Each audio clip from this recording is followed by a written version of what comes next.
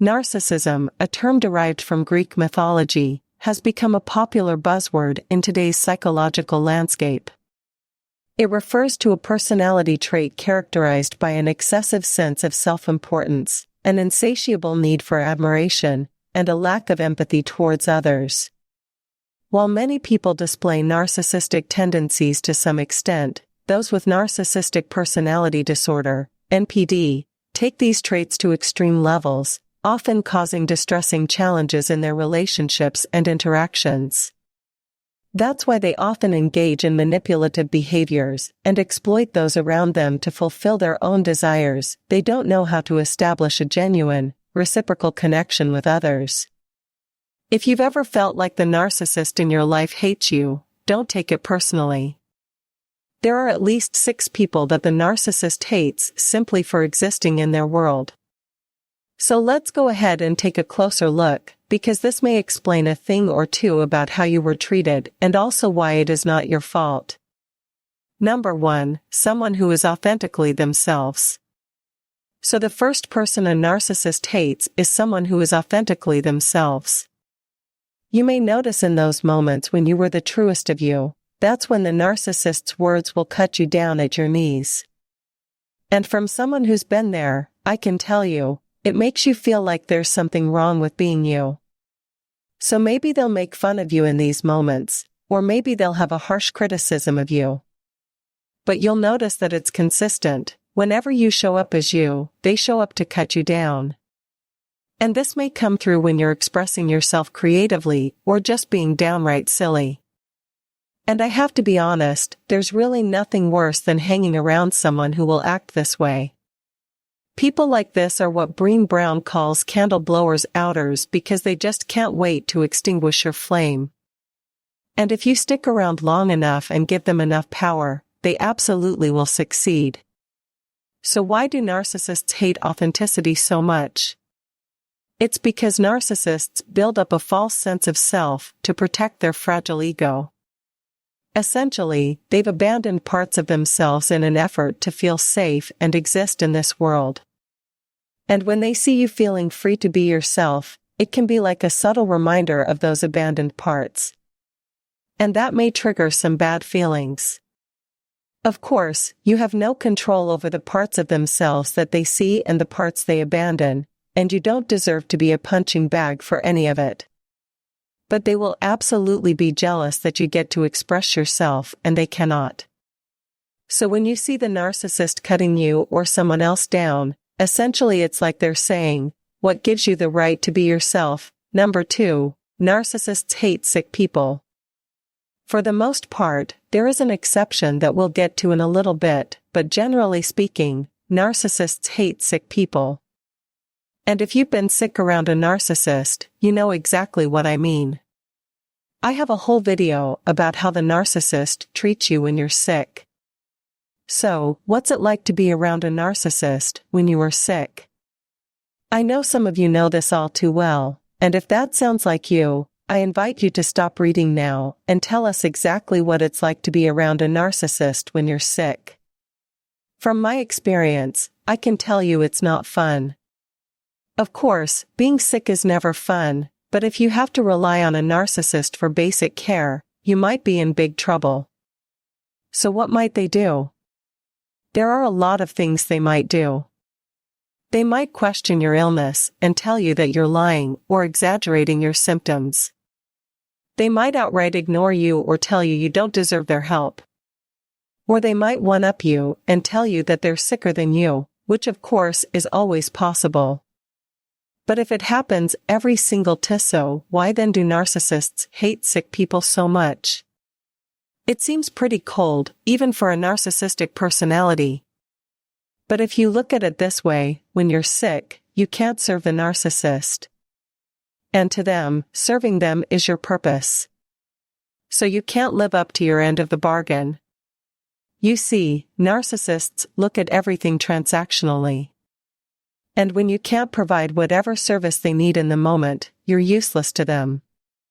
And trust me, you're going to feel it. And I mentioned 2 exceptions to this hatred earlier. The first is when the narcissist is in the love bombing or hoovering phases of the relationship. In these moments, they'll go above and beyond to make you feel cared for. Because remember, it's a transaction. They need you to get on board or back on board, and they need you to adore them. And for that service, for that transaction, they're willing to sacrifice and put you first in that moment. The second exception is what we call an altruistic narcissist. This is a narcissist who gets supply from helping others. And even though they may seem selfless, they have a hidden motive. They want to be seen as the savior. So by helping others, they are making themselves look better. And trust me, they will not hesitate to brag about these selfless acts. So this type of narcissist is definitely more difficult to spot and much better to have around when you're sick. But if you get the sense that they're using your pain to elevate themselves in some way, it's definitely a red flag. Me you're sick or wounded, it's probably not true. Number 3, narcissists hate happy people. If you've been around a narcissist, I know you've felt this. And there are tons of videos out there about how narcissists like to ruin things like birthdays and holidays. Part of the reason for this is because the narcissist isn't the center of attention in that moment. And the other part is they're jealous of your joy. Narcissists hurt other people because they're deeply unhappy. As they say, hurt people hurt people. And so when you get a promotion at work or someone compliments you on your outfit choice, you might feel like you're floating on a cloud, if only for the moment, until the narcissist knocks you right down. It's kind of their favorite thing to do. And this is when you're going to see venom and contempt come through when there's really no reason for it.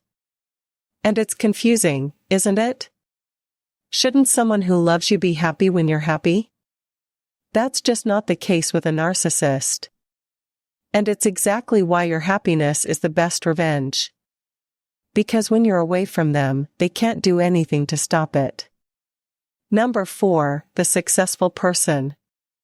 Have you ever noticed how a narcissist acts when someone else gets a promotion, wins an award, or buys a nice car?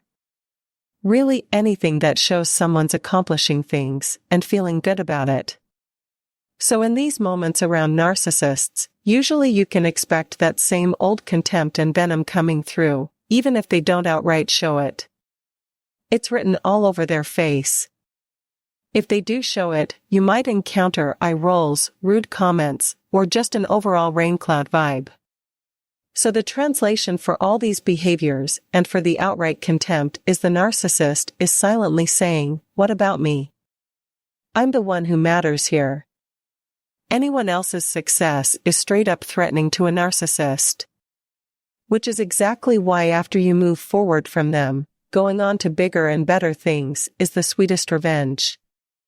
Your wins remind the narcissist that they aren't as special as they thought.